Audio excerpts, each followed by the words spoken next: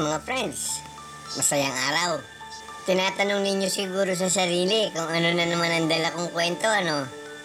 Well, ang kwento ko ngayon ay may pamagat na si Buboy at ang Duwende. Halos lahat ng lumang pampublikong paaralan sa Pilipinas ay may tinatawag na gusaling gabaldon.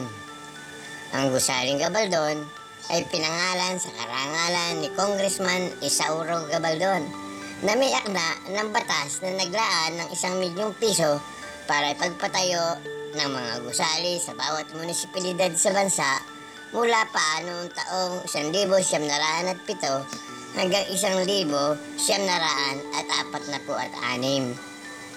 Sa simula't mula, ang mga lumang gusaling ito ay naging paksa ng mga kwentuhang bayan na nagsasabing ang ilalim nito ay pinabumugaran ng mga duwende.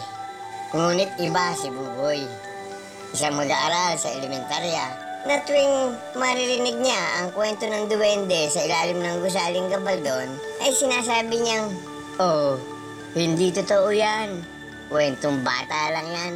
Totoo bang may duwende?" Isang araw, medyo na-late si Buboy sa pagpasok sa eskwelahan. Inihatid siya ng kanyang tatay. Magsisimula na ang flag ceremony nang siya ay dumating. At sapagkat mainit ang araw, hindi siya sumama sa kanyang mga kaklase sa flag ceremony. Sa halip, upang hindi siya makita, tumakbo siya't nagtago sa ilalim ng gusaling gabaldon. Naupo siya sa isang madilim na sulok. Subalit hindi nagtagal ay may lumabas na isang duwende. "Hoy bata, ano ang ginagawa mo dito?" Medyo nagulat si Buboy. Sabi niya, flag ceremony kasi. Mainit ang araw. Ayaw kong pawisan." "Hehe," sabi ng duwende. "Huwag kang matakot sa akin. Ako si Goling. Ayaw mong pawisan, ha? Ang dapat pala ay sumama ka sa akin. Doon sa aming daigdig ay walang araw. Tiyak na hindi ka papawisan doon." "Hehe." "Siya nga?" tanong ni Buboy.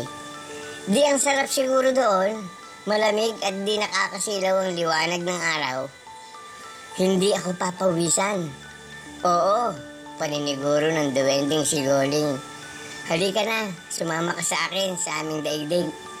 Walang ano-ano, natagpuan na lamang ni Buboy na siya ay nasa iba ng daigdig. Itinuro ni Goling ang kanilang bahay at ipinakilala niya kay Buboy ang kanyang mga kapatid. Sabi ni Goling, 7 kaming magkakapatid. Ako ang panganay, si Goling. Sumunod sa akin si Neslo, pagkatapos si Tesmar, pang-4 si Kulesmer, pang-5 si Beswe, pang-6 si Nesbier, at bunso si Dosaba. "Wow," sabi ni Buboy. "Kumpleto ang linggo sa inyong magkakapatid." Pagkatapos noon, ipinisyal ni Goling si Buboy sa magagandang lugar sa daigdig ng mga duwende. Masayang-masaya si Buboy. Di siya pinapawisan. Malamig, parang aircon, sabi niya. Subalit di nagtagal, nang bumalik na sila sa bahay nila Goling ay, "Brrrr, giniginaw ako, Goling. Di ko yata kaya ang lamig na dito." "Yan ang problema dito sa amin, Buboy. Dahil walang araw, may mga oras na lumalamig. Kaya kami madalas pumunta doon sa daigdig ng mga tagalupa, doon sa inyo. Alam mo, Buboy, yung sikat ng araw ay hindi lamang para sa mga puno at halaman. Kailangan natin ito para lumakas ang ating enerhiya. May vitamina rin ang sikat ng araw na nagpapalakas sa ating naturaleza laban sa mga sakit. Mahalaga ang sikat ng araw para sa ating kalusugan."